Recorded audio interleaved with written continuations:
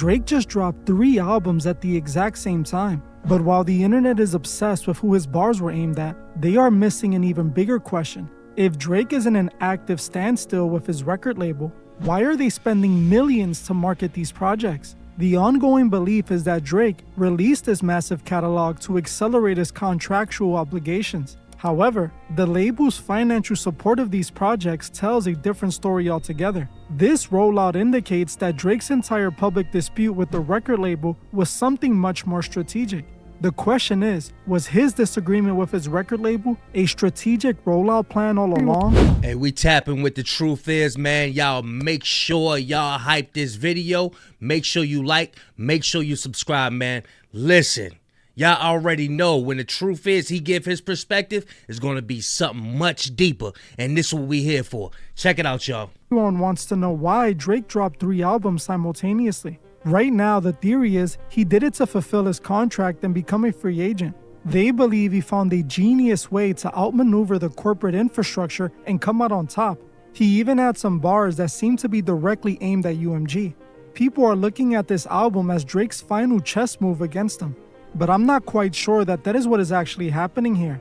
I believe all of this is far more strategic. I spent the last few days looking into this release, and what I discovered seems to contradict this narrative entirely. If this album was Drake's way of outsmarting UMG, then why are they all over this album? Why did they spend what seems to be millions on marketing? Why is it released exclusively through Republic Records, a label housed under UMG? More importantly, why are they building up Drake to boost his value and leverage if they know he is planning on leaving them? That completely contradicts not only what Drake accused them of, but how record labels behave in general. These albums seem to tell a different story entirely. Our first clue comes from the expensive marketing campaign for this album. Chances are you've seen the viral stunts all over social media. It all started with the giant ice block. Drake built a massive 15-foot high and 20-foot long structure out of hundreds of ice blocks in downtown Toronto. He shared the exact coordinates and told fans the release date. That's some money right there to come out that label pockets like that. For them not to recoup it, you got to think truck, fuel, forklifts, pallets, water, ice. That they need to recoup that, you know what I mean? It was hidden in the center of the structure, forcing them to physically show up and wait for the ice to melt. Then it was the Project Bot pyro production. Many residents in North York were startled after they heard what sounded like a massive explosion. Several residents called the authorities reporting the loud noise. They were told the loud boom was actually a controlled explosion as part of a highly cinematic, multi-million-dollar marketing production codenamed Project Bot. Drake's team also took over Toronto's iconic skyline by orchestrating a massive projection show on the CN Tower. He even gave away a brand new car during a stream. Drake's Iceman, massive block of ice. I'm a big fan of Drake, and what I want to do, the first person who gets this key gets a brand new car. As you might already know, that is not cheap. That is a really big bag being dumped on this album's promotion. But I remember we was talking about it before. A lot of Drake's tactics and his company it's like you could win this, win that, come get something, enter in. It's all promoting the stake. Even with his shows. Hey, Drake, could you help pay for my mother some new shoes or whatever? It's always, what could I get from him? It's never a genuine fan, you know, coming there to listen to him or nothing like that. Not saying that ain't no people that listen to him, but they always coming to try to get something from him. And that's promoting all that stake stuff. Now, some people think Drake is the one paying for all of this marketing. But this album was exclusively released through Republic Records. Record labels traditionally provide a marketing budget for every project. Major music trade publications confirm that the Iceman campaign was a highly coordinated effort released officially through Republic Records and UMG. A rollout of this magnitude, involving public property, municipal permits, and major broadcast partnerships, traditionally costs a major label between $2 and $5 million for a superstar of Drake's caliber. This means the labels spend millions directly promoting Drake. But why? Why are the labels promoting this album when Drake is literally on the track list aiming bars directly at them? He focused his entire album on this artist versus the corporate infrastructure trope. In his song Janice STFU, he rapped the bar, "Swear my label gotta free me." He also rapped on the same song, differences between them getting you out of your deal and letting you out of your deal. On another track, he explicitly states his desire to cut ties and go independent, rapping, "I'm better off independent. They should let me leave. Yeah, cause I just wanna be free." On the track Make Them Cry, Drake raps about taking on the entire... He wanna be Kendrick so bad.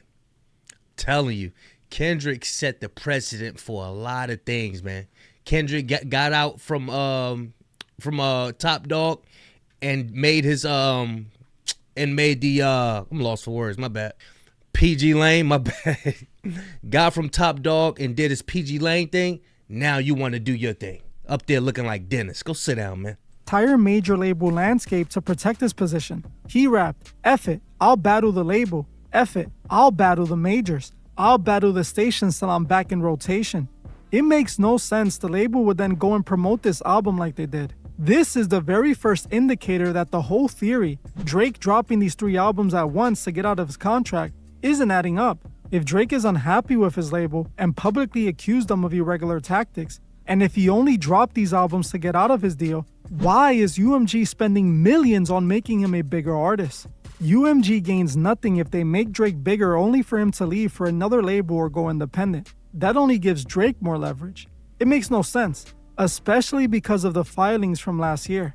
As you might remember, he filed a lawsuit against them, alleging they utilized irregular promotional tactics and violated their contract. He believed they used a musical feud between him and Kendrick to artificially devalue him. Since Drake's contract with UMG was rumored to be ending, Drake argued UMG strategically ensured Kendrick dominated their musical rivalry. UMG completely denied the allegations and firmly claimed they had no involvement. But Drake would not let go of this claim, and even after his filing was dismissed by the courts, he refiled the litigation.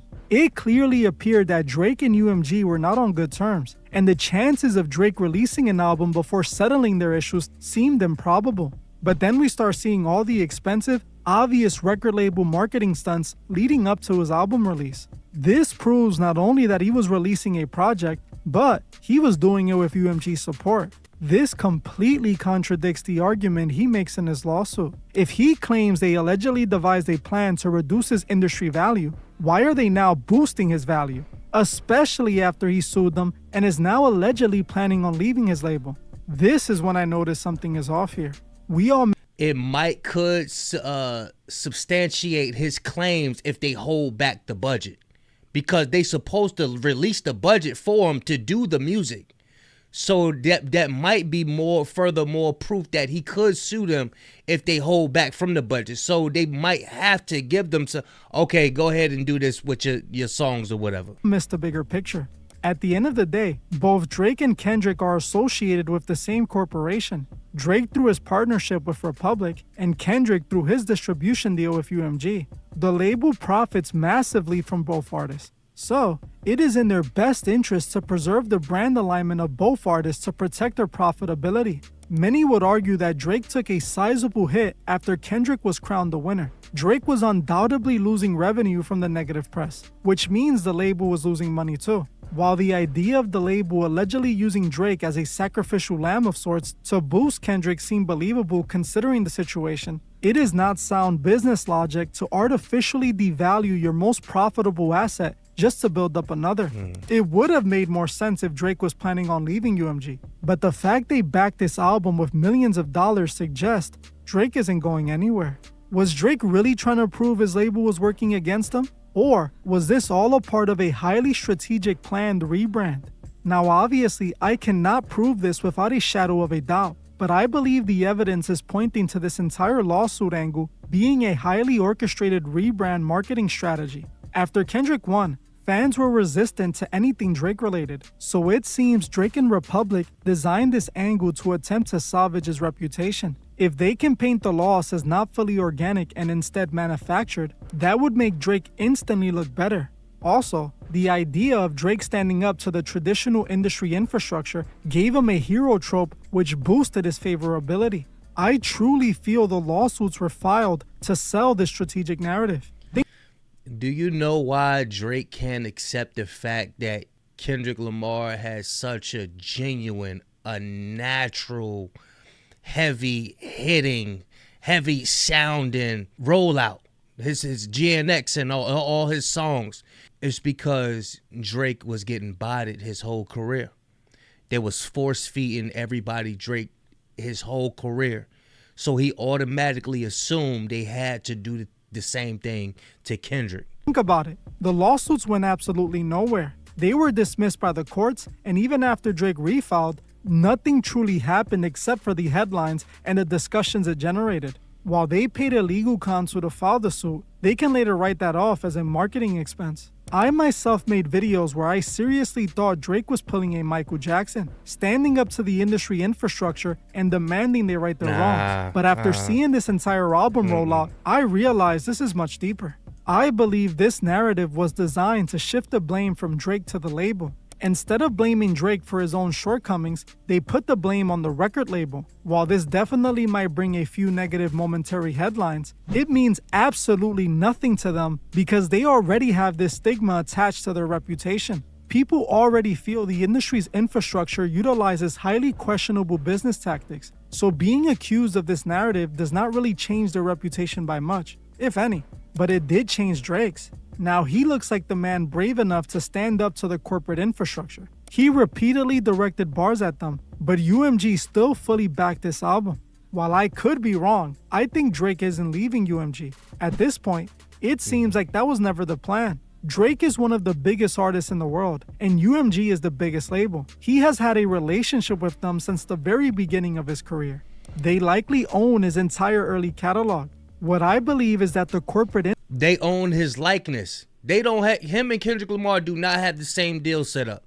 UMG is able to use Kendrick Lamar's music. As for Drake, they damn near own him. They damn near own him for real, bro. I don't even think he going nowhere, bro. He want to do his own thing. That don't mean they gonna let him do his own thing. Infrastructure utilized Drake to boost Kendrick and is now developing a strategic narrative to repair his reputation. To me, the entire Kendrick and Drake moment was highly calculated. I have said since the beginning the entire situation seems strategically orchestrated as a marketing strategy. Back in 2024, when the situation kicked off, hip-hop had plateaued. Sales were starting to trend downward, and the industry needed something massive to generate engagement. This is exactly when the Drake and Kendrick situation arrived, right when hip-hop needed such a moment. While this could just be one big coincidence. So I guess the truth is alluding to that UMG is manufacturing these beefs and all of that. I disagree because they've been at it since 2010. So when Kendrick dropped that Control verse, they been at it. You know what I mean? This ain't nothing new. Just like when Drake said, yeah, this been brewing. This been in the pot brewing. Come on. He act like he was ready, but he really wasn't ready. He couldn't handle it.